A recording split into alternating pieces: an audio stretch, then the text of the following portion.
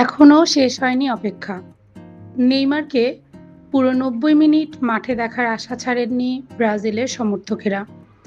সবার একটাই চাওয়া, ব্রাজিলের ১০ নম্বর জার্সিধারী পুরো ম্যাচ জুড়ে খেলুক। সবকিছুই নির্ভর করছে নেইমারের ফিটনেস এবং কোচ কার্লো আনচেলোত্তির পরিকল্পনার উপর। এর মধ্যেই এসেছে দারুণ এক সুখবর। ব্রাজিলের সংবাদপত্র ফোলহাদে সাও পাওলোকে দেওয়া এক সাক্ষাৎকারে কার্লো আনচেলোত্তি জানিয়েছেন, নেইমার পুরো ৯০ মিনিট খেলার জন্য সম্পূর্ণরূপে প্রস্তুত। কোচের ভাষায়, নিজের পারফরমেন্স নিয়ে নেইমার এখনও পুরোপুরি সন্তুষ্ট নন, তবে তিনি অসাধারণ পেশাদারিত্ব দেখাচ্ছেন, অনুশীলনে নিয়মিত ভালো করছেন এবং প্রতিদিন নিজেকে আরও প্রস্তুত করে তুলছেন। নেইমারের ব্যক্তিত্ব নিয়েও প্রশংসায় ভাসিয়েছেন আনচেলোত্তি। তিনি বলেন, নেইমার খুবই ভদ্র, শ্রদ্ধাশীল এবং সতীর্থদের কাছে অত্যন্ত প্রিয় একজন ফুটবলার। তার বিনয়ী আচরণে কোচও বেশ মুগ্ধ। সাক্ষাৎকারে আনচেলোত্তিকে প্রশ্ন করা হয়েছিল, নেইমার কি মাঠে বেশি সময় খেলার জন্য কোনো বিশেষ অনুরোধ করেছেন? জবাবে তিনি বলেন, না, তবে প্রতিদিনের আচরণেই বোঝা যায় নেইমার মাঠে নামার জন্য কতটা মুখিয়ে আছেন।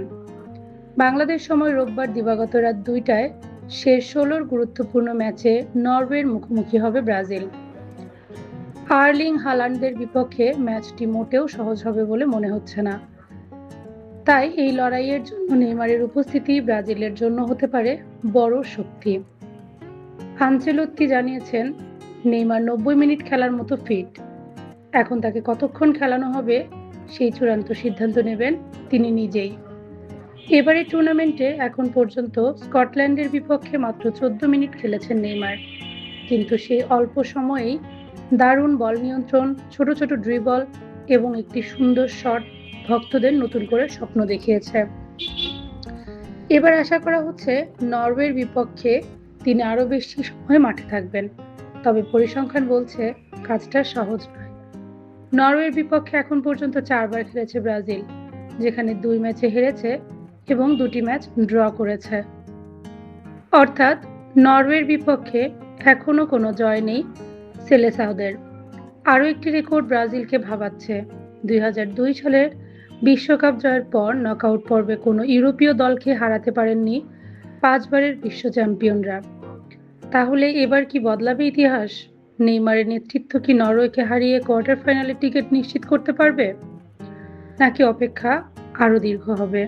সব প্রশ্নের উত্তর মিলবে মাঠের ৯০ মিনিটের লড়াইয়ে।